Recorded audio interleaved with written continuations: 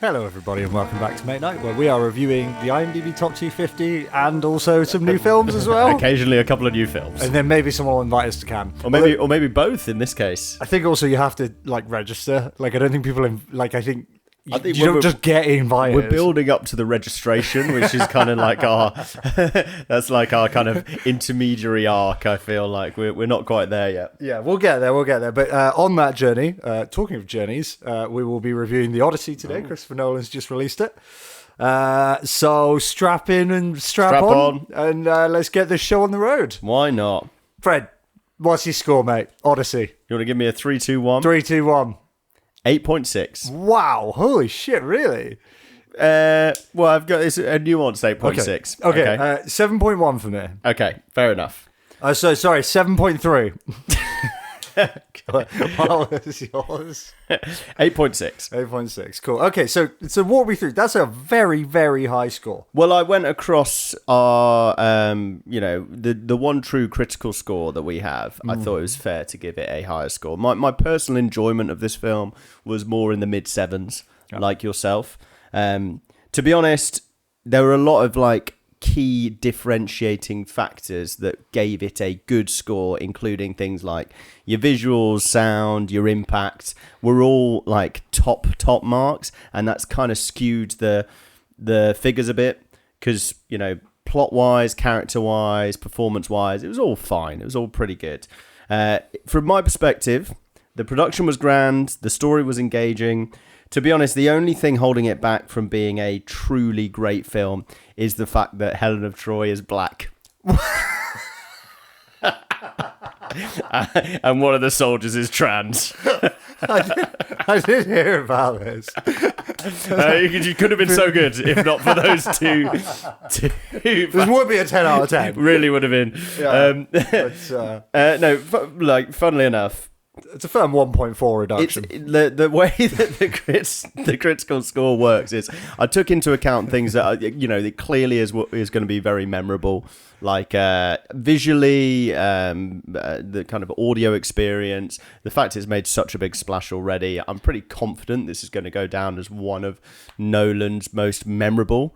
And when it comes to Nolan, I think one of the reasons I'm such a big fan is his ability to get people to go out and see movies at the cinema. Like a Nolan film is an event. Like if you're in a year where there's a Nolan film, it's like that is the cinematic event for your layman. So true. And you got to respect that. And the issue I had with this film was probably just a case of expectations being so high, which I'd be interested to see from your point as someone who it sounds like probably enjoyed the film at a similar level to me. How do you think how do you think expectation influenced your experience? I try to keep it pretty low because of the old Godfather effect of if you go in expecting a Nolan, it can only be disappointing. I've read a lot of reviews and heard a lot of people like, oh, it's so trash, and I'm like, it's not a bad film. It's just not maybe what you were hoping it would be, but it's so unfair to say this is a trash film or whatever. I'm surprised you've heard so many negative reviews. Before going into it, I really had only heard glowingly positive ones. Yeah, okay. And so I really came into it with the expectation of this is going to be great. This is going to be really, really good. I love the topic of the film. Yeah. The source material is source material. I love the direction. If you could have picked a director to do the Odyssey, Nolan would have been number one on almost everyone's list. I was really excited by it. I'd heard great things, and I came into it thinking this is going to be really, really good. And I was trying to work out why I left the film feeling disappointed, even though it did capture my attention well. There were great, sequences, and it was obviously very well shot, and it's a very interesting plot.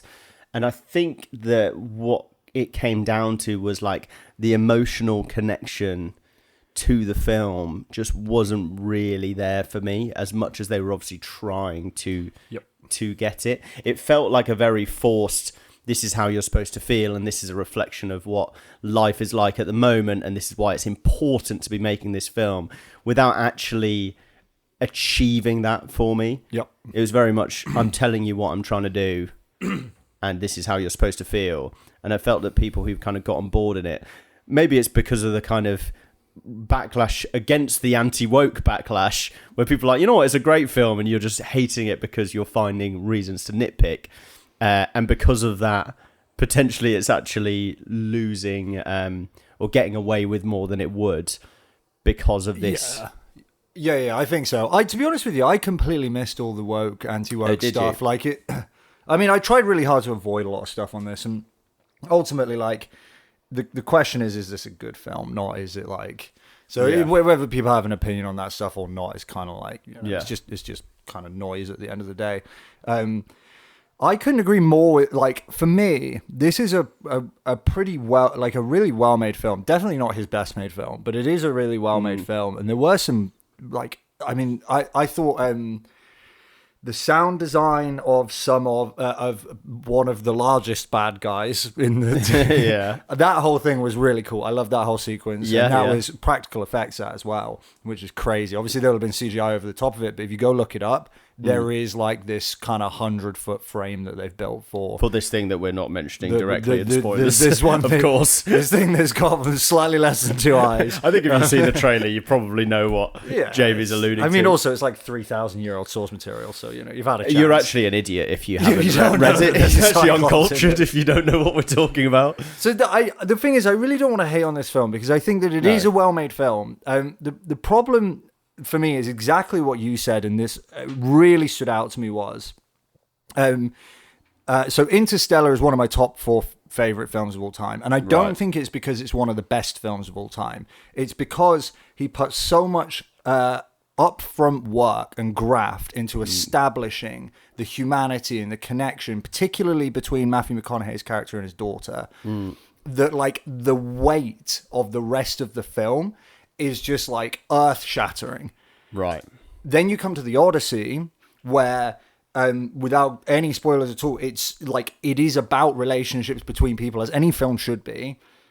We are given like one scene for the kind of key relationship that is supposed to tear your heart out. We're given one scene at the beginning where it's like these two really love each other. And they kind of like, we'll lay some groundwork with a poem that we'll come back to later and shit. Which you could tell that's what they were doing when they were doing it. It was so like on the nose. So I feel like the thing that he got so right in Interstellar, he just completely forgot about in the Odyssey. To the point where like, I went through the source material and was like, I was heartbroken by the way that story goes through its, its beats and where it leads to. And in this, I felt almost nothing. I felt like I just watched Matt Damon and Anne Hathaway tell me that those are the two characters in love, rather than actually truly believed it. Which is really interesting, because I came out of it thinking I couldn't have really asked for a better Odysseus than Matt Damon. Like, he was a great choice. I really feel like as a leader, as an emotional core of what you're trying to achieve with the character, he's a great choice. But I completely agree with you, and I find it a small gripe with Nolan's films that his character explorations and the emotions around his characters are, I believe, very hit or miss across his filmography. Funnily enough, in my experience of Interstellar, I haven't had that resonance with it, but I do have other films of his which I think he does a great job at achieving that. And I was trying to work out why that is. I think that, a complaint that's leveled against him is the dialogue is very exposition heavy. Yeah. And I think that definitely does come across in some films, but also with his dialogue, it's sometimes not the best platform for an actor to realize the complex emotions that he's trying to portray in his characters. And what you tend to require is exceptional acting performances to be able to realize them, akin to like McConaughey in Interstellar. And, the cast of Interstellar do a great job in that film, given what they are working with on the page. He's clearly exceptional at writing stories and writing interesting, captivating narratives, but the actual kind of like micronutrients that some people are so great at, like a Tarantino, it can be quite hard for him to distill. I'm not saying he's terrible. Sometimes he does a fine job. Yeah. But even when you rewatch films of his, sometimes you find like, yeah, on second rewatch, that's maybe a bit more jarring, that sequence of dialogue than I remember it being. There are some bad ones. Yeah. He does have like weirdly bad moments. There are moments where the dialogue is like, holy shit, he's managed to let that get into the final cut. And I think what makes him unstuck sometimes in some of the films, which, spoiler, we're going to go into our ranking. We're going to make a bit of a ranking later, and we're going to work out what the true mate night list of Nolan films are. The ones which do a bit worse for me tend to be ones where he doesn't cast well. Okay. And he has poorly chosen actors for dialogue which isn't as emotionally captivating as another writer would be able to do. Yep. And they are just like out of their depth in terms of realizing what he is trying to make you feel about the characters. I completely agree with the fact that he's very hit and miss on this, particularly the kind of emotional connection that you feel to the characters. Where I would disagree is I don't think it's a casting or an acting problem. I think it's an editing problem. The reason that I don't think that the lack of emotional investment in Penelope and Odysseus's relationship is a fault of Matt Damon and Anne Hathaway's. They just weren't given the time. It was just a case of like when Interstellar lands it really well. They've got like 45 minutes of setting those relationships up at the start and made like with the whole bringing the drone down together, driving through the cornfields, and he defends her in the school against his teachers. And there's like a whole almost an hour of just setting up how precious this daughter is to that character. And in the Odyssey, it's like it wasn't Matt Damon and Anne Hathaway who were letting this connection down and the emotion not come through. They were just given like one scene to do it in. And I think it was more of a kind of editing, storytelling problem. It's an interesting point. I do think I agree with you, whilst also maintaining that there are films that he does where there is enough time and it's the fault of the actors, it's the fault of the actors, or it's the fault of dialogue. Having said that, the one that's coming to my mind, let me guess it. Wait, is this a bad one? Yes. Is it Tenet? It is. It was really bad, wasn't it? But Tenet, for example, which who knows where that will come in our ranking later, is another example of exactly what the Odyssey does, which is biting off more than he can chew in terms of story to fit everything in. Yep. Which I think is a very valid complaint for the Odyssey. And this is a source material thing, but like you could have cut one or two of the stops out and had probably a better film. Like there are a few stops on the journey, and it's like we didn't need all of them. We could have got rid of a couple. For the sake of I'm going to fit in everything, which he fits in a lot of a massive story into 3 hours. But it almost felt kind of like bleeding into the and then sort of problem where it was like they kept stopping places and something would go wrong, and then they'd stop somewhere and something would go wrong, and they'd stop there and then something would go wrong. And it was like, it didn't feel like it was contributing to some kind of like converging moment. It just kind of felt like awkward stops along the way that you could have cut a couple out of. And one of the issues with that is they put a lot of import on very highly charged emotional sequences. Without going into spoilers, should I just... No, I won't. But there are things that miss the emotional mark because they try and fit in more important... Sorry, not important. They try and fit in more interesting, different action set pieces or sequences from the story. Yeah. And then the consequences of certain narratives aren't really realised on an emotional level because you haven't had time to invest in characters and character relationships enough to really believe in them. Yeah, the focus is so heavy on that kind of incredibly complex... We're not going to miss out the Lystragonians or something. We're not going to miss out this bit. No. Every single bit we're going to touch. Don't you worry about that. Yeah. But then He's so ambitious narratively that there's almost no space. Like, you have to have tons of exposition, and it has to come at the cost of emotion. Yes, and to be fair, one of the things you can't say as much about the Odyssey, which is a big complaint for a lot of the films of his, is the exposition isn't as bad in Nowhere this. near as bad as some of the others. He does a lot more like showing you what's happening. When things need to be explained, they're done in a fairly natural way, which I mean, let's we know Tenet's not going to do great in our ranking, or certainly it's not going to do great for me. Tune in to find out. That's a clear example of just like, well, this is how it works, and it's people walking in different scenes. They'll just pick up like a very complex, dense, temporal, scientific idea, and it needs to be explained really verbatim, otherwise no one's going to understand what's going on. And even still, no one's going to understand. And even still, no one's, especially if the sound mixing is awful and you can't hear what they're saying. You can't afford to be in one of the 9 cinemas in the UK that can have the right sound equipment for fucking CBA Nolan. So in Tenet, they're really egregious with it, where they'll be explaining these concepts and they'll literally flick between, to make it interesting, they'll just flick between different places. They're like, now we're going to be walking in Mombasa. And we'll still be exposition. I'm literally on the second sentence of what I was just explaining a minute ago in Miami, but we're now in a different place, so it's more interesting. We had an 18-hour pause in the middle of my conversation. But the Odyssey didn't... No, the Odyssey, that's not a complaint you could have about the Odyssey. It took the good bits of Nolan's chronology, like non-linear storytelling, without becoming pretentious and irritating like a lot of his films end up being. Yeah, chronology particularly, I thought he struck a very good balance. Yeah. Because Nolan will never do just a linear story. He will never do it. No, he will not. So if you accept that that's how he operates, then this is about as good as you're going to get. Sweet spot. Yeah. He's done way worse. Yeah. Oh my God. Yeah. Tenet. Right, okay. Well, we're at 16 and a half minutes.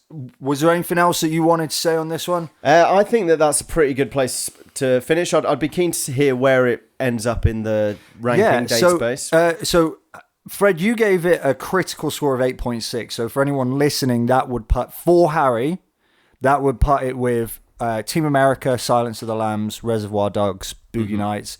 I think that feels like a good place for it, personally. I think I'm glad you're going to bump it down. Now that we've spoken through it and my gripes are more... I feel more confident that the gripes I had are actually fair. Yeah. Now that you feel the same way, I think that 8.6 would be a bit high. Yeah, well, so my 7.3 would put it with Alien Romulus and The Exorcist. Very fair. And Crouching Tiger, Hidden Dragon, and Infinity War. So maybe a little bit low. It's probably a bit unfair, that. But I just felt like emotion is such an important thing in a movie for me that... You know, it's just, it just felt like such a missed opportunity. Sometimes I feel like I'm watching characters and sometimes I feel like I'm watching actors. And because of the lack of emotional investment from the way that the story was told, I felt like I was watching Matt Damon and Anne Hathaway rather than the characters. So. Yeah. And I would also like to just say that Nolan, in my experience, in my opinion, has never done a bad film. Like, never had a film which I would say is bad. Even the ones which I think are lower, like the lowest ranked ones for me, are still realistically perfectly... like if you put him up against, instead of it up against his other films, you put them up against other directors' films. Yeah, they're all amazing. And I had to remind myself, like, I was really engaged watching this. I didn't ever at any point think for a 3-hour film that I was bored. I was excited to see where it went. It just is one which I genuinely felt I will enjoy more at home on a rewatch in a couple of years' time. Yeah. And be like, you know what, that really was good, which I've had with other films of his.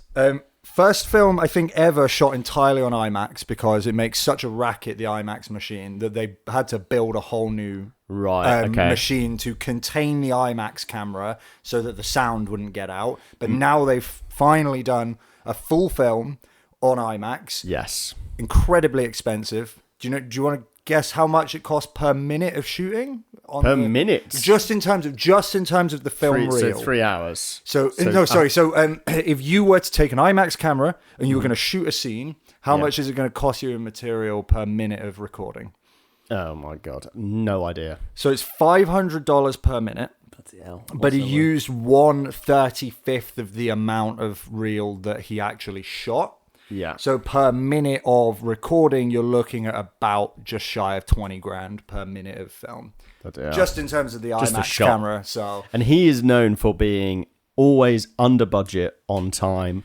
Mate, I'll tell you what, broader than that, the stuff that's been coming up, I cannot help but admire the sheer professionalism and dedication of Christopher Nolan. Like, everybody who works with him not only is clearly incredibly inspired by it, but like they tell stories about like he's there, like you'll never go to set and he's not there. Like he won't ask you to do anything that he won't do. Like he is like 0 phones on set. He's even got like a no Uggs on set, which there must be some thinking behind that. Yes, only handsome people on set. 0 Uggs. But yeah, so I mean, I just thought I'd throw it. I really appreciate it. I appreciate and admire the I appreciate him. I appreciate the dedication to the craft. I think it's become, for most people, I think it would be very fair to argue. Actually, ask 100 people who's the greatest director working right now. The majority will say Chris Nolan, and I think that's completely fair. Amazing. So, thank you so much for tuning in. We're going to go into a separate episode very soon. Where is it in the score? Oh, apologies. Right, okay. My bad. So, the average of our 2 scores, 7.95. Okay. Which would put The Odyssey at 27th greatest film of all time, just ahead of 2001: A Space Odyssey, and just behind One Battle After Another, Oldboy, Conclave, All About Eve. Nice. So it kind of sits around those guys. Completely fair. I think it feels until further notice. Until further notice, fair. the 27th greatest film of all time. Well done, Chris. Another good one. So we're going to do a separate episode. Tune in for that one on us ranking all of the Nolan films. Fred's going to go through all 13 for us. I wonder where Tenet going to go. Well, we'll see. Anyway, tune in and we'll see you on the next one.